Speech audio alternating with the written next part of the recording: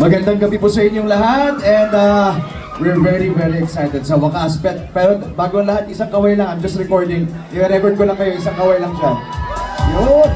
Thank you! Maraming salamat sa pagpunta and we really appreciate your presence and come Christmas kami ay sabik na sabik ipakilala sa inyo ang Bar Boys After School. So I'm sure lahat sinabi na nila.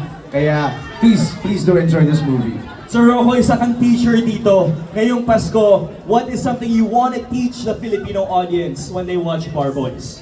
Kapag dating sa punto ng buhay na we have to make decisions, huwag tayo umasa dun sa what if. Direct Jade, always go for it. Huwag tayo, always trust our gut. And if we believe in something, go for it. Para malaman mo kung para sa iyo. So, How inspiring, believe in yourself. Galing kay Professor Toran yan. Yes! Professor, please smile for the cameras here on stage and congratulations again, Sir Rocco.